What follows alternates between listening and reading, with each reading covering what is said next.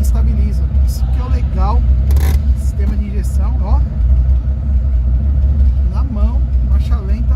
Tá com quanto esse carro aqui? Tá com 600 RPM.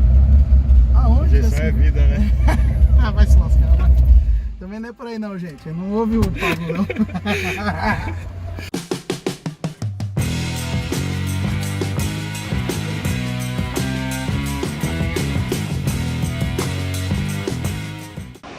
Acabei de chegar aqui no Nelson Ferreto Motores.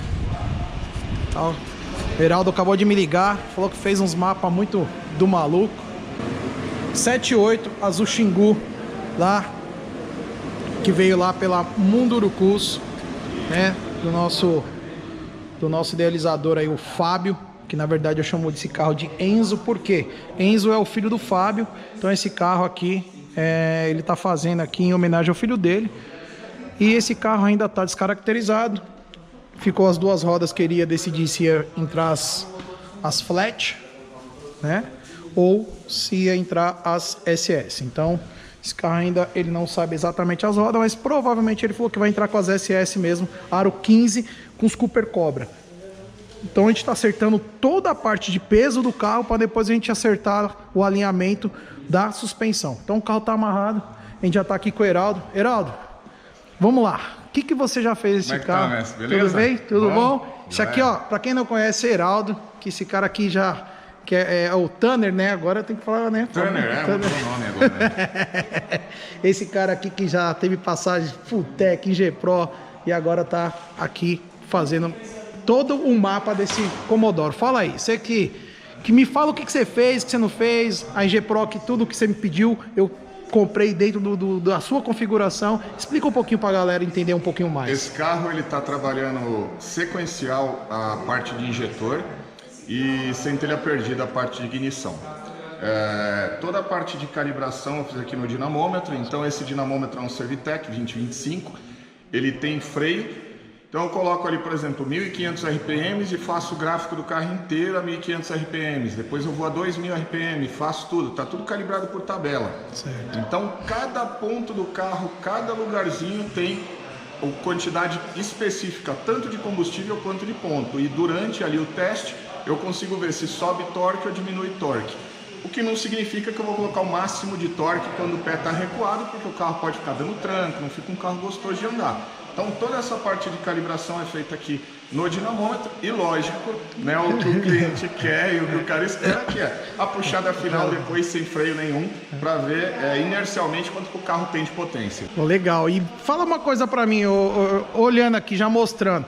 Você quer apresentar ali para nós ali mais ou menos ali ou no gráfico? Claro. Vamos lá para nós. E assim, me explica uma coisa, o que você achou dos resultados finais, né, da mecânica, porque quer queira, quer não, esse carro não tem uma preparação, assim, não é um carro que foi feito uma preparação, comando e tudo mais. Foi dentro do padrão que eu te falei, a gente quer mandar esse carro para longe, esse carro então ele tem que sair daqui na melhor condição, mas assim, sem estar no extremo, né, que foi o que eu pedi para vocês, não quero o carro no extremo. Eu perguntei alguma coisa de preparação para isso, o motor é bem original. Bem original. Né? Tudo originalzinho, o cabeçote originalzinho. É isso aí.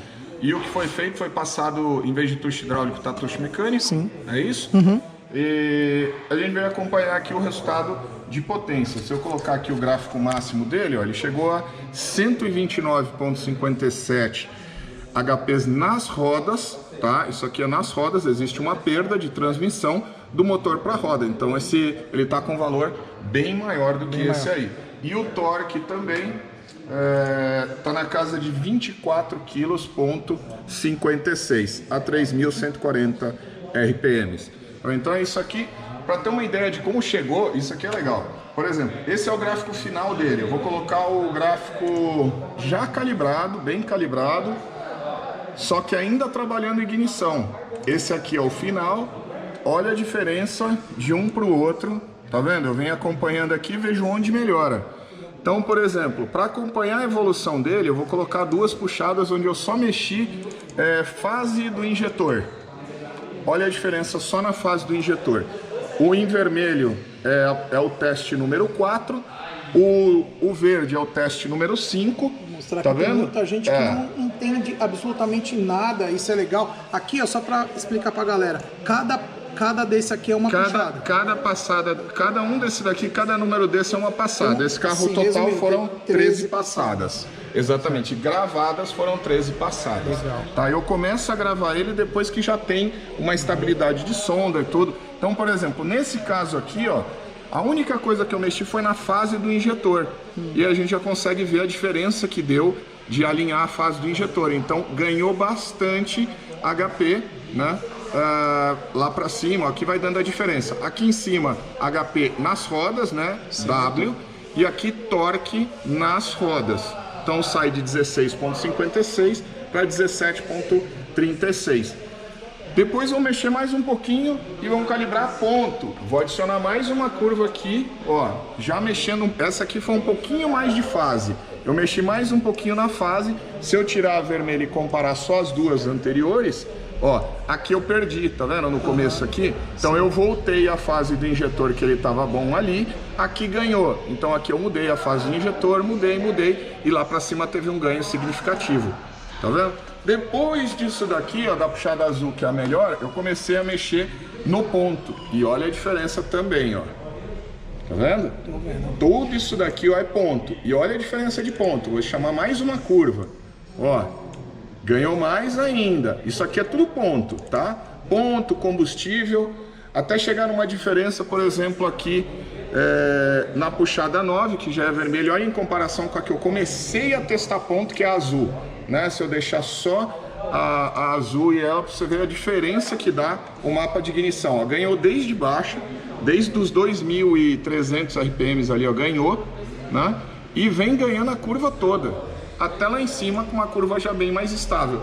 Claro que se a gente seguir aqui, ele foi subindo ainda mais, ó, ganhou mais aqui de intermediária em relação ao anterior, ganhou mais de alta já na intermediária não ganhou. Então isso tudo assim, aí eu vou mantendo o ponto que ele está aqui melhor condição intermediária e coloquei um pouquinho mais de ponto de alta porque ele ganhou. No final eu dou 2 passes, um com o mapa final e aí eu vou lá e tiro 2 graus de ponto e ele perde o mapa inteiro. Ok, ignição está calibrada, injetor está calibrado, sonda está calibrada, tá então até para ignição o ideal é você fazer uma puxada mais determinada para identificar a melhor posição. Cada ponto aqui tem um ponto de ignição. Cada um desses aqui, e onde ele mais rende HP, onde ele mais gera resultado, aqui eu estou falando de pé no fundo. Então quanto maior o resultado de pé no fundo, melhor. E a outra pedida que eu fiz também, que como ele vai lá, esse carro vai lá para Belém do Pará, né? Até para não ter novidade com o nosso álcool, que ele acaba poluindo muito um carro que não usa diariamente, ele acaba poluindo todo o sistema de combustível. Eu pedi muito, né, para vocês entrar com a linha com a gasolina. A nossa gasolina é tão boa. E o que você acha, assim, que foi determinante aí para você regular na gasolina? Ele é muito pior do que o álcool ganha muito mais cavalaria, porque o pessoal fala que perde na gasolina, né? É assim, ó, eu prefiro, o motor ele é enquadrado para aquele combustível, então nesse caso aqui a gente não tem taxa. Certo. Se eu colocar álcool, talvez eu perca em relação ao original. Sim, porque eu não tenho taxa para queimar álcool. Isso aí até eu, agora fiquei surpreso. Não vai ficar estável, ou seja, o achamento não vai exatamente ficar que eu não queria. O motor a álcool, ele precisa de uma taxa um pouquinho maior. Todo motor a álcool original e gasolina original, não flex, não estamos falando de flex, sim. álcool ou gasolina. Principalmente os antigos. Exatamente, ele tem uma taxa muito maior do que o gasolina. Porque antigamente a gasolina era gasolina, né? Exato. Não, eu vou falar uma coisa, surpreendentemente a gasolina do Brasil não é ruim. Não, mas antigamente era muito mais pura, não era? Porque esses motores, vai motor dos anos 90. Naquela época a gasolina era bem diferente agora, né? Hoje tá quantos por cento de álcool hoje? Mas se considerar hoje, a gasolina gera mais potência do que antigamente. Sério? A gasolina de antigamente era de uma pior qualidade em relação ao que a gente tinha mais hoje. Mistura também, né? Tinha, é que assim, a gasolina, Alguma das coisas que o pessoal falava, a gasolina que era boa é gasolina de avião. Tem chumbo pra caramba, então detona qualquer sistema de injeção. Detona injetor, detona bomba, detona o motor em si, ele tá estragando, né? O motor de avião, ele tem uma durabilidade, ele tem por horas de voo. E depois você tem que desmontar e revisar tudo. Pra sonda lambda seria terrível. A nossa gasolina, em comparação a outras gasolinas mundo afora, calibra o carro para um monte de lugares, a nossa gasolina não é ruim. Se a gente considerar, por exemplo, a gasolina Podium, ou uma gasolina Octa Pro, ou uma gasolina V-Power Racing, é uma gasolina muito boa, de muito boa qualidade. É claro que, por exemplo, nos Estados Unidos, eu tenho gasolina na bomba de 105 octanas, em alguns postos. Isso aí é uma gasolina que tem uma capacidade de detonação muito alta. Praticamente de alta performance. É uma gasolina fantástica. Sem dúvida nenhuma, o resultado do carro é muito diferente. Para um carro que trabalha antigo, que não tem o NOC, não tem sensor nenhum, nada disso, ela vai funcionar igual porque não está calibrado para ela. Mas nesse caso... Isso é muito interessante. E assim, hoje... Pra galera que tá assistindo você, qual que é a tradução real? Porque tem muita desinformação de dinamômetro, né? Então tem além dos doadores, né? Então tem esse lance da roda, do motor, né? E o real. Então tem as primeiras passadas e você já começou a querer rir. Então assim, hoje o que a gente, você falou que vai dar mais uma acertada, vai dar a passada final, por isso que eu vim aqui para ver a passada final. Mas hoje a gente já tá em qual que é a tradução real para falar, ó, esse carro hoje está com X cavalos, qual que é o correto falar? Explica isso, que isso o pessoal me pergunta muito, o pessoal tem muita dúvida. Olha, no Servitec, por exemplo, um carro declarado de rua com 120 HPs, quando chega aqui medir dá em média 95. É uma perda muito alta. Nós estamos falando mais de 20% aí. Sim, exatamente. Ô, louco. Principalmente assim, ó, quando o motor é na frente, eu tenho a transmissão, eu tenho o cardan e o diferencial lá na parte de trás, que é o caso do Opala. Sim. Eu acho que ele só perderia para um carro que é 4x4. Um 4x4 é o que mais tem perdas na roda. Esse dinamômetro aqui, eu posso calcular isso de qual maneira? Eu dou uma acelerada, tiro e gravo a desaceleração. Então ele vai gravar quantos HPs naquela rotação o sistema está drenando. Não o câmbio, nada disso. Mas quanto eu estou perdendo de roda, de atrito, de diferencial, eu não estou com o câmbio engatado, então ele perde mais que isso. Mas daria para fazer uma medida invertida aqui. Exato, entendi. Numa média, a gente fala nesse dinamômetro, um traseira, para bater o número de fábrica, ele vai perto dos 30%, de 25% a 30%. Caramba, é muita coisa. Só que, por exemplo, se o carro for...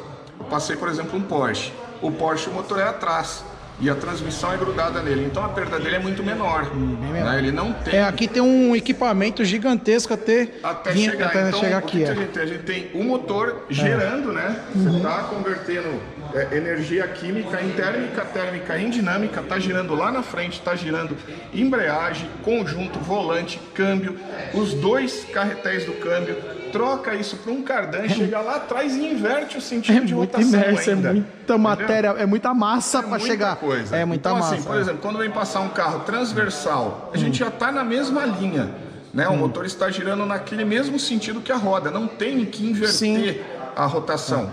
Então hoje esse carro já chegamos a 129,57, vamos colocar aqui 28%, então 129,57 vezes 1,28, 165 HP de motor. Ele original, esse motor 120, se eu não me engano.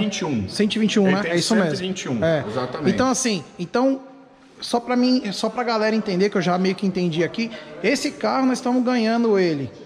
Porque assim, não tem preparação nenhuma no motor em si. Porém, tem toda a expertise que vocês colocaram de um bico, que é acho que é muito mais rápido, né? O leque de um bico, a queima de um bico. A atomização dele, né?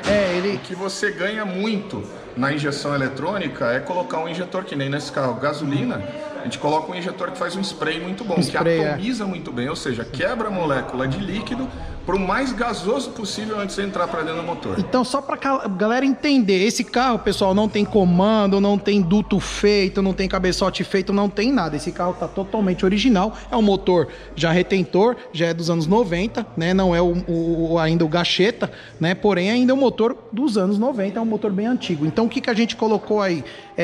Otimizou na parte dos injetores, que é tudo bico, e você pediu uma determinada injeção que você achou que se adequava mais nos parâmetros que eu queria de um carro que pensasse em quebra, não quebrar, um carro ser bom, o cara bateu, pegou, funcionou, ficou um carro bacana e não se importar tanto no que vai ganhar. Então, mas mesmo assim eu tô olhando, ganhou bastante coisa. Ganhou muito em relação ao ganhou original. Muito. Foi surpreendente. Até no começo ele estava na casa dos 107, 110 HP. Eu já estava feliz. Falei, ó, por quê? Aqui o comando é de tucho hidráulico. A gente passou para mecânico.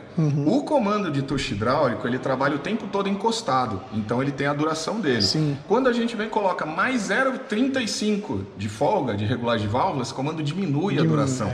Teoricamente, perderia HP. Isso num carro normal perderia HP, porque eu estou perdendo duração de comando. Esse aqui é um aspirado. Né? Ele tem o trabalho de puxar o ar para dentro do motor.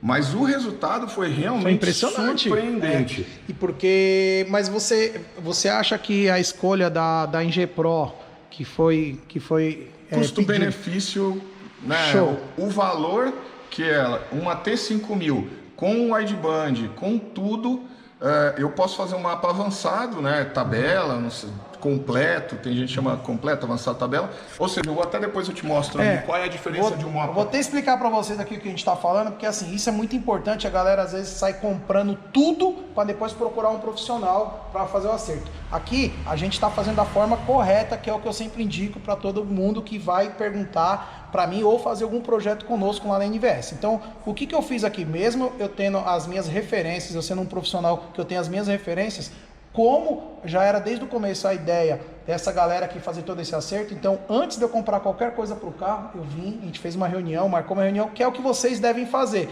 Vai montar um carro, vai montar injeção, não sai comprando, porque às vezes você vai comprar uma bela de uma injeção, um puta de um bico bom, um puta de um comandão, porém, para o seu projeto, ele vai andar para trás. Estou mentindo? Exatamente. Qual que é a maioria dos carros que chegam com problema aqui, injetor mal dimensionado, então a pessoa tem lá, ele quer 200 HP, ele está com injetor de 100 libras-hora, 4 injetores de 100 libras-hora, isso alimenta 400 HPs. O cara ouve na internet que é bom, é bom, mas não para o projeto dele. É um injetor fantástico. Só que não para o projeto dele. Um injetor que eu uso muito, eu uso injetores da Bosch, né? São injetores muito bons, pego com o pessoal que é distribuidor da Bosch aqui, então não tem problema. Você comprou o originalzinho, vem aqui, monta, não dá dor de cabeça, né? É um injetor muito bom pro que o carro vai usar. Então, vou usar 200 HPs, eu vou colocar um injetor que é 75 a 80% dele chega nesses 200 HPs. O que acontece? Se eu pegar um injetor que é o dobro da vazão, eu vou ter que trabalhar com a metade do range. Em vez de eu usar 80% dele, eu vou usar 40%. E o que dificulta isso? Eu tenho a metade da extensão de mapa, ou seja, de números ali no meio do caminho, que é puramente número, tempo de injeção. Em vez de eu usar 8 milissegundos, eu vou ter que trabalhar com 4. É muito menor o detalhamento desse injetor. Então, um injetor bem escolhido para o projeto, tudo certinho. Então, trabalhando numa média, nem forcado, nem... O comando muda a faixa de RPM. Então, o cara chega para mim. O comando é um aqui, barato. O cara chega para mim, eu coloquei um comando 320. E quanto que ele gira? 6 mil? Poxa. Não, o cara falou pra mim exatamente isso. Ele chegou lá com o comando 320. Tá bom, mas o que tem o seu comando? Qual que é o pratinho? Qual que é a mola? Não, não sei. É que falaram que esse comando é o mais top. Eu falei, mas top pra quê? Exato. Não porque é que o injetor de 100 libras é ruim. Aí onde você vai explicar pro cara, ó, pra você colocar o 320, você já tem que mudar a mola. Tem que mudar tudo, né? Porque a mola não vai. Taxa, vai mudar tudo. Aí o cara se assusta. Aí o cara, então me enganaram. Não é que te enganaram. Não é que o comando é ruim, o comando é ótimo. O maior problema é assim, hoje a internet, ela deu voz para todo mundo. E o lado ruim é de você não saber aproveitar essa voz para todo mundo. Exatamente. Então, assim, saber escolher os componentes específicos para o seu projeto faz toda a diferença. Sim, não existe graduação boa ou graduação ruim. Existe marca boa e marca ruim. Agora a graduação é o projeto. Na Pra P a gente tem uns 4, 5 comandos que eu gosto de usar. Quanto que vai girar? 10 mil, como o Godzilla, por exemplo. É um 8 válvulas, a gente gira 10 mil RPMs. É um comando para girar 10 mil RPMs, ou seja, a baixa dele é horrível. Mas ele não anda na rua, ele sai carregado e larga. Então, cada comando é para uma faixa. A maioria dos carros que eu monto aqui para entregar na rua, que o cara, quanto você vai girar? Quanto você quer girar? Não, eu quero girar 7 mil. Eu tenho um comando que gira os 7 mil, vai entregar tudo para ele nessa faixa e vai ser liso, gostoso de baixo. Às vezes o carro tem ar, tem direção, tem tudo isso e não tem uma marcha lenta estável. Sim. Então a pessoa vai lá dar partida de manhã, tem que ficar segurando acelerado. Então, eu passo muito com isso lá com o Weber. A galera adora colocar 3 Weber no motor original. Não funciona, cara. Não funciona. A Weber é pior ainda, que os caras querem colocar. Não, mas eu vi, é bonito. Tá, mas 3 Weber para empurrar um motor original, né? Fica. Mas não funciona. Negócio de Opala, 3 Weber, fica bonito. Eu, pra rua, até fazer multiborboleta, já é complicado, porque o multiborboleta tem um problema muito grande, aí desregula. Sim. Entendeu? Então é bem difícil de fazer. Até os acionamentos, né, já mexe. O acionamento mexe. Mexe com força, Aí alimenta mais um do que o mais dois cilindros que, mano. Tem aquele equalizador em cima que quase ninguém usa. Deixa eu tenho lá. Equilibradinho. Tá vendo? Essa é antiga. Antiga, eu tenho lá. Então vai fazer isso daí, tem que equilibrar, tem que fazer tudo isso sim. Não é que é ruim, não é isso. Num carro de rua, eu quero o carro para um evento. Então eu quero o carro bonito. Sim. Vamos colocar 3 corpinhos, vamos fazer tudo. Escolhe uma marca boa, né? Tudo é marca boa. Escolhe uma marca boa, coloca ali. Tudo é um conjunto, né, Heraldo? Exato. Isso é tudo conjunto, cara. Pô, isso peça, isso é bom, isso é ruim, isso comprou. O bico falaram para mim que é maravilhoso. Chegou uma pessoa aqui para montar um carro de rua. O carro tinha 250 HP de roda, com injetor Deca 225. O bico é ruim? Não, o bico é fantástico, mas para um carro de corrida. Ou para um carro que vai ter 700 HP de roda. Senão você vai trabalhar sem forçar ele, né? 20% dele. É horrível, né? Qual que é o problema? A baixa do carro, o carro não responde como deveria. Então, essa parte de escolha de projeto é muito pessoal do preparador, de quem está calibrando a parte da injeção. Eu volto. Você deu toda essa oportunidade. Sim. Escolhe isso aqui, nesse custo-benefício aqui, que vai ficar bem legal. Eu, graças a Deus, a gente vim conversar antes. Isso é legal. Aí, às vezes, o cara fala, mas Neves, você é um profissional, você tem a empresa há 21 anos e tal. Você não precisa disso. Preciso, porque isso é muito fundamental e todo dia a gente aprende, né? Então, essa injeção mesmo, a gente colocou no carro do Nevinho, ficou fantástica, gostei muito dela. E eu vi que ela para a rua é sensacional, porque não você perde pode nada. fazer a calibração em tabela. Então, é uma ECU que tem um custo-benefício muito bom, pode fazer em tabela. Nesse caso aqui, você pode fazer uns 6 cilindros sem problema nenhum, ela tem entrada e saída suficiente para fazer, tudo sequencial, inclusive se quisesse. Né? Aqui no caso a ignição está sem trilha perdida, mas ela tem todas as saídas, entradas, todos os sensores, ela atinge isso daí. E o visual dela é bem bacana, né? É legal, tem uma tela legal. Eu vou mostrar para vocês depois, na verdade depois eu vou tirar umas imagens e eu vou ver se o Pablo faz uma ediçãozinha, enquanto a gente está conversando aqui, eu vou mostrar alguns pontos que o próprio Heraldo está falando e eu estou conversando aqui, mas voltando a frisar, galera, vai montar um projeto, é essencial você sentar com o seu preparador, com o seu mecânico, com um profissional que vai montar e ter esse papo, cara, é legal. Tem cara que vem aqui, por exemplo, eu tenho um carro ali que tem Mega, tem carro com FT, tem carro com ProTune, tem carro com IG Pro, tem carro com Rondata. Então, é muito do que o cara está acostumado. Aí o cara fala, não, essa ECU é melhor. A melhor ECU que você tem é o que eu falo para ele. Quem vai calibrar seu carro? Tal pessoa. Qual é a maior experiência que ele tem? A maior experiência que eu tenho é com tal marca. Vai nela. Vai nela, porque o cara já sabe os macetes, já sabe onde tá e... Mais uma vez é a reunião antes de comprar peça. Isso daí. Porque senão depois o cara fica bravo, eu comprei tudo, o cara falou que não vai usar nada. Exato. O Nelson tem o nome de chato, né? Pô, eu fui no Nelson, mandou trocar tudo. Exatamente, porque chega muita coisa diferente. Grotesca, assim, né? grotesca. O cara vem com um carro que ele quer pra rua, ar-condicionado, direção, e ele tá com comando 300 graus. Sabe, esse tipo de coisa é o problema. É ruim? Não, não é ruim.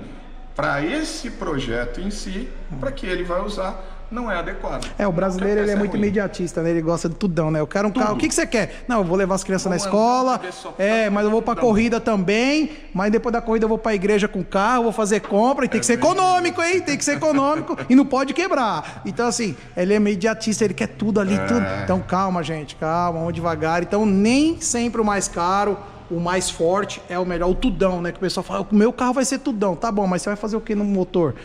O motor é original, então não adianta comprar peça tudão. Peça tudão é para um carro tudão, gente. Então é isso, vamos determinar o que é corrida, o que é rua, e aí a gente vai dar continuidade. O que mais que você vai fazer aqui agora? Já deu uma... Esse aqui, é a diferença aqui de um para o outro, é ponto e combustível, tá? Então aqui você vê, mesma puxada, mesma coisa, a quantidade que você ganha só calibrando ignição e calibrando o combustível do carro. Melhor sonda, né? Olha a diferença de HP, são 10%, é muita coisa. Muita são coisa. Quase 10% a mais. Tem lugares aqui que aumenta mais ainda, aqui no pico aqui tem mais ainda, olha o tanto de diferença. Sim. É muita coisa. Então, tudo isso daqui e o quanto ele gira, porque às vezes chega aqui também e fala, não, eu quero girar 6.000. Só que o carro, quando esse mesmo, ó, ele tem aqui muito bom até 4.700 e depois de 4.700 você olhar, ele começa a perder HP, e eu já tirei o pé porque nas primeiras medições eu vi que o limite de RPM dele ali é em torno de 4.700. Então eu já então ele não chega no 5, então já tá ele ali. Chega, a gente mas é forçando. Você vai ver que ele vai estar caindo. Outra coisa que eu fiquei curioso, todas essas 13 aí, você puxa em qual Opala, qual marcha você costuma puxar? É terceira também ou não? O ideal é mais perto de 1 para 1, tá? Seria a quarta. Seria a quarta. Aqui. Só que vai dar bastante velocidade no dinamômetro. Esse dinamômetro eu posso colocar uma carga. Então, quanto pesa mais ou menos o carro? Tanto, eu vou ali e estimo uma carga. Se eu errar a carga, o carro fica parado e nem RPM sobe. Puxa, que legal. Eu coloquei um peso tão grande no carro que o motor não tem a capacidade de subir. Isso não é um carro esse que é original. Se eu coloco um carro aqui de 400 HP e ponho 100% de freio, ele para o carro. Entendi. Ele para. Que bacana. Então, aqui você puxou de terceira. Aqui tá de terceira de marcha. Terceira, que eu imaginei. Nesse caso aqui ele tá por RPM. Aqui embaixo eu posso vir trocar ele para velocidade. E aí eu vejo aqui por velocidade qual é a diferença. Até a velocidade que a gente chegou ali, ó, em torno de 110 km por hora, tá vendo? De 108, terceira. 110 km por hora. Em terceira, e aí você já sabe o RPM que tá isso daí também. Em torno de 4.600. De terceira vai estar ali perto de 110 km por hora real. Legal, legal. E outra coisa que também é uma das coisas que infelizmente eu não consegui negociar com o proprietário do carro, que foi a parte do escapamento, que eu não curti muito o escapamento. Eu achei ele muito aberto para o tipo de dinâmica do motor. Você acha que isso pode ter influenciado negativamente? Sem dúvida nenhuma. Um escape mal dimensionado, principalmente no aspirado. No turbo, uma vez que pressurizou, geralmente ele se resolve. Né? Ele se acha. Faltou 50 cavalos, sobe ali um pouquinho. Faltou 10 cavalos, eu não vou falar em 50 porque no aspirado não ganha isso. Mas faltou 10 cavalos, você põe 001, põe um PSI, resolveu o problema dos 10 cavalos. Aqui no aspirado eu achei que você viu o tamanho do... É grande. É gigante. Você acha que se tivesse dimensionado corretamente esse escapamento, essa é a pergunta que eu quero fazer, você acha que ele poderia ter rendido melhor ou ter até melhorado aí o trabalho que você está fazendo? Sem dúvida os nenhuma. rendimentos? E principalmente o que a gente vê aqui no dinamômetro a potência, ela pode vir até a mesma coisa lá para cima, tá? Mas ela vem antes aqui atrás. Então o seu promédio, ou seja, sua potência média é maior. Aqui na intermediária seria que como ganhar de uma para outra isso daqui, entendeu? Você ganha uma faixa inteira, então a resposta do carro fica bem diferente. E colocar um escape grande demais num aspirado mata muito ele. Eu achei que joga matou. ele muito lá para cima, muito alto RPM. Enquanto você colocar um escape apertado demais, você até consegue ganhar alguma coisa de torque, mas em alta RPM ele despenca. Entendi. É realmente uma receita, um meio termo ali para chegar. Foi a única coisa, que eu fiquei chateado aqui, que era uma coisa que eu queria tirar, mas é uma das coisas que ele colocou antes, né? O escapamento, esse carro já veio com esse escapamento, é um escapamento meio tunadão, meio de inox gigantesco. É o que a gente falou. Não curti. Um escape ruim? Não é escape ruim para qual aplicação? Sim. Para esse caso aqui de um carro de 130 HPs de roda, é exagerado, tá superdimensionado. Se a gente pegar um escape de um street tração traseira, ele é menor que esse. Sim. E o carro tem 400 HPs de roda. Sim. Cara, foi uma das coisas que ficou chateada aqui no finalzinho eu tive essa restrição do proprietário, do Fábio. No finalzinho ele que me deu toda a liberdade de mudar o que eu quisesse. Esse carro praticamente foi eu que desenvolvi esse carro inteiro. Assim, no finalzinho ele me brecou no quadro. O motor é original. E chegamos a 165 HPs aproximadamente de motor. Ou seja, ganhou muita potência em relação aos 121 originais. Né? Tem uma diferença bem grande. Muito, eu achei que foi demais. Até pelo esse escapamento eu achei que você ia me xingar um pouco. O que você vê é que aqui embaixo a RPM provavelmente teria mais do que... Tá vendo? A 2.500 RPMs tem 79 HPs com 23 kg de torque. Ele provavelmente teria um número maior que esse nessa rotação. Talvez em alta não ganharia nada, mas aqui na média a rotação geralmente ganha. Quando o escape está bem dimensionado, você consegue ganhar uma média. Eu também fiz uma coisa que eu sei que faz muita correlação ao seu trabalho aqui, do Tanner, né? O volante. Eu fiz uns cálculos ali e eu cheguei num volante médio, numa massa média. Nem o aliviadão e nem o mais pesado. Coloquei uma massa média. Você achou que ficou legal essa configuração de volante desse O motor desse tem carro? uma faixa muito boa, tem torque, tem aqui torque já 2.500 RPM, a gente tem 23 kg de torque, no total de 24,56, ou seja... Não perdeu torque. Não, a escolha tá boa. Se você alivia demais, ele direciona esse torque muito para frente e ele tem uma queda muito grande em baixa RPM. Então a 2,5 você ia ter ali 18 kg de torque e 24 kg de torque de alta. Tem uma modificação muito grande. Aqui eu tenho 23 kg de torque a 2.500 RPM e no pico ali eu tenho 24,5. Então deu certo o que eu queria. Esse é o tal do cálculo, né? Você brigou. É assim, ó, você indo com a matemática, com física e com química, sendo junto delas, existe a chance de dar errado. Mas se você tentar brigar com elas, porque aí esse carro, chance, esse carro aí ele tem certeza, né? esse carro ele tem em média aí mais ou menos de uns 13 quilos aí em média, né? Varia um pouco dos modelos, né? Sim, entre 13 e 14. Ele muda também a faixa que você pode girar. Sim, ele então, muda. Pesado demais, ele gira um pouquinho menos, é mais difícil de girar, mais pesadão, mais né? fácil de sair na rua, às vezes. Depende do carro. Um AP que não tem... Isso aqui tem torque. Tem torque, Isso sai a 500 RPM, então... Eu tô usando 9, quase 10 quilos, 9,850 nesse carro. Você vê que a curva aqui não mudou nada. A curva de torque ela é bem plana. Porque por aí o pessoal fala, vou comprar um volante de aço, mas por aí no mercado de outras marcas só existe um modelo, que é aquele de 6 e pouco. A 2.100 RPMs eu já tenho 22,6 kg. Então eu tenho uma diferença muito pequena, né? Não chega a 2 kg de torque de 2.000 RPMs para o pico de torque. Tá? E aí é normal o torque vir caindo, porque a potência começa a estabilizar, né? E o torque vem caindo lá para cima. Legal. Perfeito, assim, é isso aí. Mano, então ficou legal pra caramba, que é o que eu queria. Muito bom, muito bom. Surpreendente até o resultado, para falar a verdade, eu estava esperando em torno de 110 a 115 HPs, principalmente também por conta daquele negócio do comando. Hidráulico ganha a duração por estar encostado o tempo todo, e aqui ele tem uma folga de válvula, ou seja, o comando está menor do que um comando de tucho hidráulico, né? E ainda assim o resultado foi muito satisfatório, foi muito bom. Então, com certeza, o volante ajudou nesse resultado surpreendente. Já que até surpreendeu você, que está bem mais acostumado com números aí. Como eu te falei, eu estava esperando 110 RPs de roda aqui, eu estaria feliz, porque ia gerar mais potência do que o original. Não nas rodas, que nem aqui. Na roda, a gente superou em 9, quase 10 cavalos o que o carro tem de potência de motor. Mas eu vou lembrar aqui para depois os caras falarem assim, o Neves falou que o volante dá potência no carro, vou comprar um volante porque vai me dar 50 HP. Calma aí, é o que ele tá falando ali.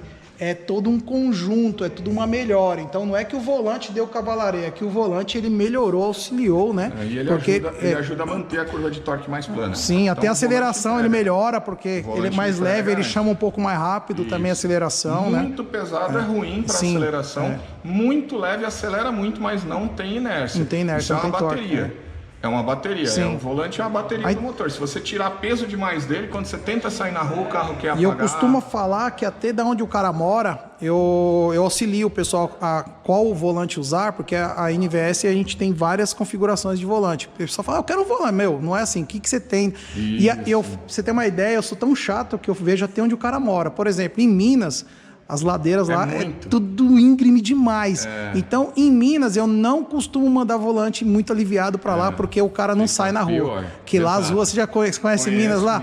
Cara, Minas é morro, Se o cara para na metade de uma subida daquela ali, se ele tiver um volante leve, ele não sobe. Uma parede, algumas ali é uma parede. Ali tem que ser com 10, 11 quilos ali para Minas. Então, até o local... Plano, tá em Brasília, né? Você pode mandar um volante um pouquinho mais leve, ele vai sentir uma resposta um pouquinho mais rápida do carro e não vai perder para sair. Não vai forçar.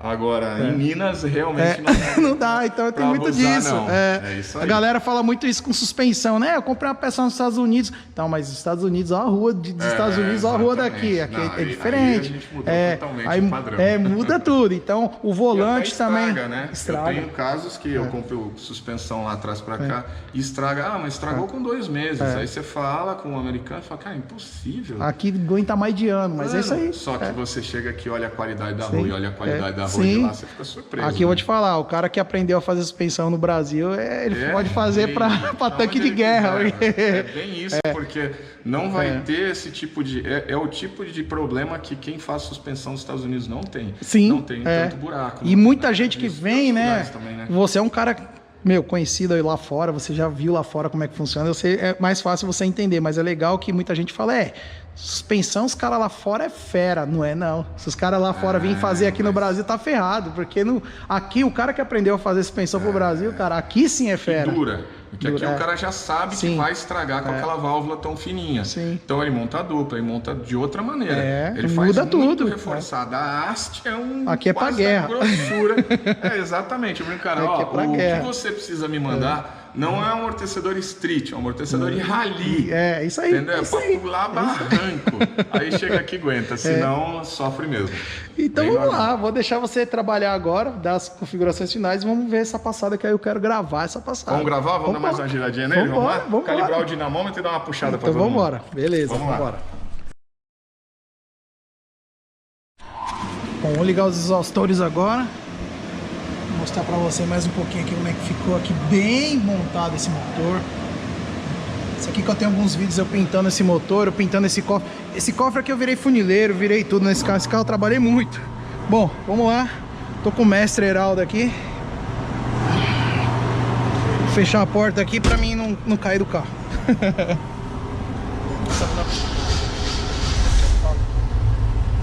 Legal que ela é bem completa, tem como ligar ela pela própria tela. Não precisa mais de chave, não precisa de nada. Pode dar partida por aqui, ó, ali tem o botão de start-stop. Muito bacana, ela é bem completa, né? Aqui você configura todos os canais. Aqui eu deixei para você tensão de bateria, pressão de combustível e óleo. Dá para configurar tudo. A sonda que tá agora, MAP, ponto de ignição. Aí aqui eu tenho a temperatura do motor, do ar e a posição do borboleta. Muito completo. Aí, se eu apertar, por exemplo, o ar-condicionado, acende uma luzinha aqui. Se o controle estiver ativo aqui o gear, o nitro e esse é o booster simples dela. Completo demais, muito bacana.